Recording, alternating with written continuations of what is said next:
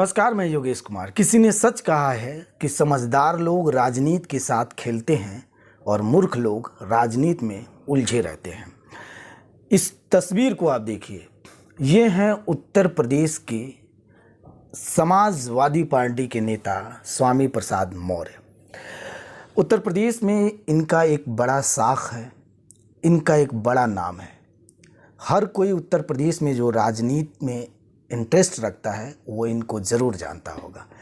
ये कभी बहुजन समाज पार्टी के साथ खड़े दिखाई देते हैं तो कभी भारतीय जनता पार्टी के साथ खड़े दिखाई देते हैं।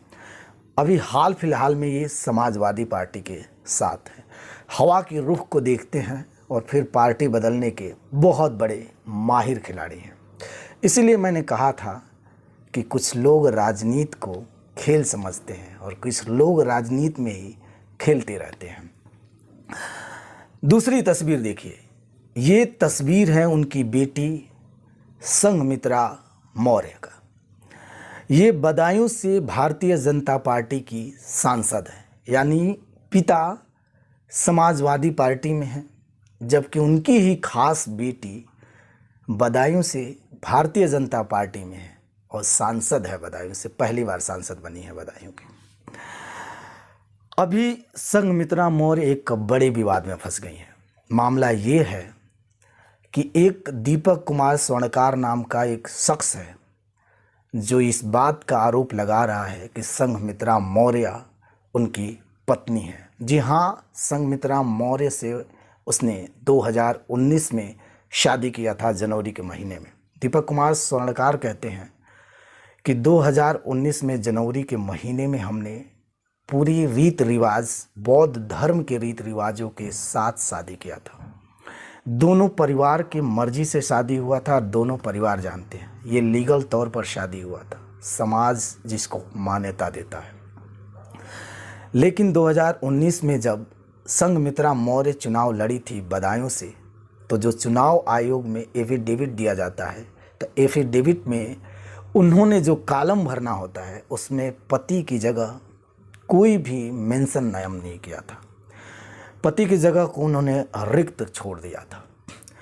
इस बात के लिए दीपक कुमार स्वर्णकार कहते भी हैं कि जब तक चुनाव था हमने उनका साथ दिया, जो पैसे उसे भी खर्च करना था वो भी किया।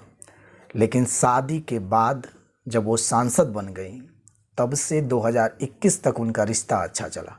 उसके बाद उनका परिवार और संघमित्रा मौर्य इस रिश्ते से धीरे धीरे आनाकानी करने लगे। अब उनका परिवार और संघमित्रा मौर्य इस रिश्ता को नहीं रखना चाहते हैं और न ही सार्वजनिक तौर पर उजागर करना चाहते हैं। दीपक कुमार स्वर्णकार जो हैं उस संघमित्रा मौर्य के ऊपर एलिगेशन यानी आरोप लगा रहे हैं कि चुनाव आयोग के सामने जो एफिडेविट पेश किया गया था उसमें गलत पेश किया गया था, जो रिपोर्ट दिया गया था। तो संघमित्रा मौर्य की 2019 में दीपक कुमार स्वर्णकार नाम के लड़के से शादी हुआ था, ये आरोप है।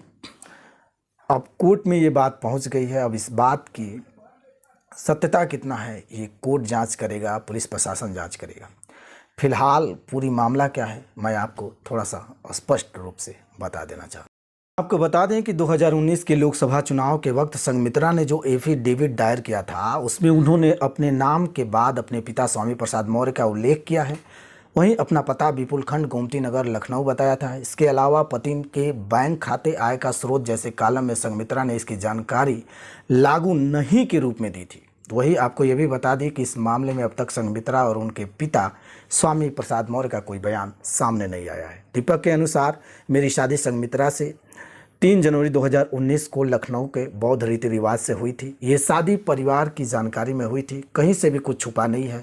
हम 2019 से पहले साथ रह रहे थे और 19 में शादी हुई थी। हम 2021 तक साथ रहे, उसके बाद सारा विवाद उनकी तरफ से हुआ, इसीलिए मुझे कोर्ट आना पड़ा। उन्होंने आगे कहा कि इस दौरान मेरे ऊपर कई जानलेवा हमला हुए जिसके बारे में मैंने कोर्ट को बता रखा है। 6 दिसंबर को अब अगली सुनवाई है और सभी आरोपियों को तलब कर दिया गया है। अब देखने वाला मामला ये है कि संघमित्रा मौर्य के ऊपर जो आरोप लग रहा है वो कहाँ तक सही साबित होता है।